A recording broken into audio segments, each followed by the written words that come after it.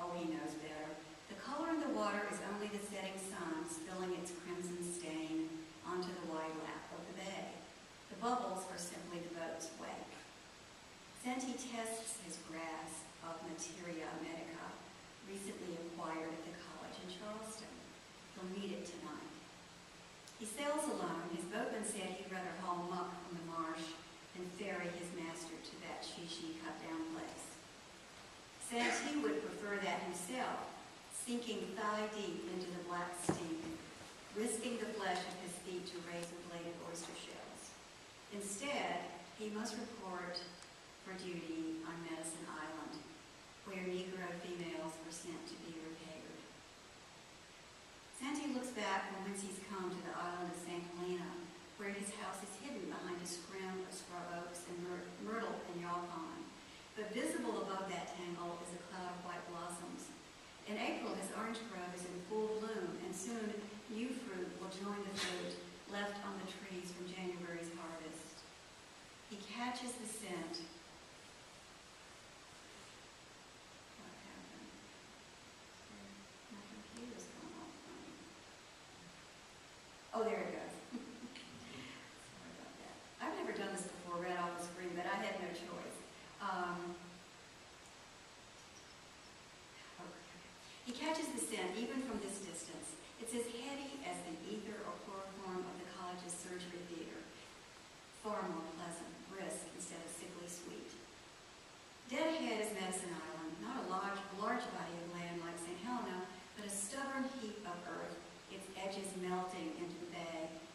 The one dwelling, now the hospital, was once a grand house with soaring columns and wide front steps. It still looks surprised by a tempest that yanked off its piazza and took big bites out of the tabby facade. Awaiting Santi on the dock is his uncle, the surgeon and sole male inhabitant of this place. They embrace, and Santi feels the crackle of paper that Chauncey keeps secreted in the pockets of his white smock. Santi also feels the prick of something sharp and pulls away to see that a medal hangs from a royal blue ribbon on his uncle's lapel, a gilt star inscribed Le Père de la Gynecologie. The French appreciate his work. I'm going to interrupt right now to make a comment.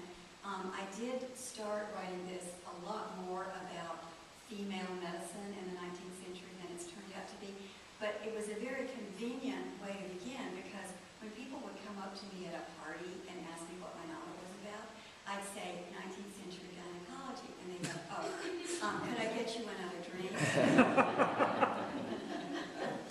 hard to talk about what a whole novel is about. What the dickens, Chauncey says.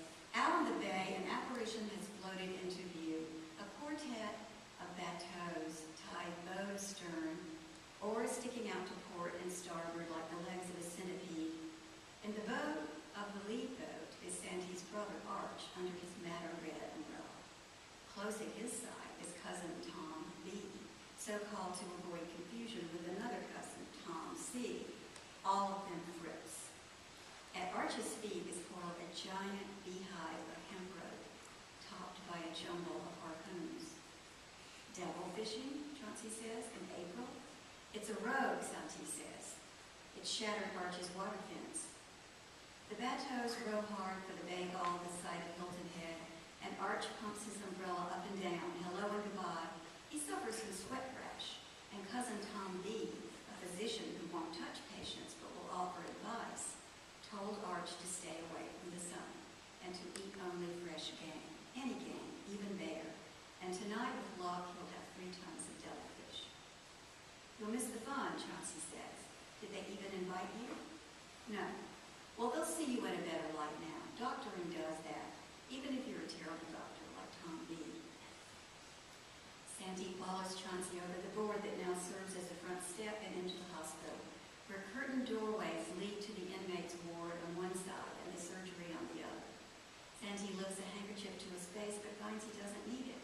There is nothing malodorous here today, only the bite of scent from the orange peels that hang overhead and the lamps that burn orange oil. Oranges are plentiful on the islands, thanks to Santi's grove. We have an empty house, Chauncey says. Gals fixed up and sent home, all of them.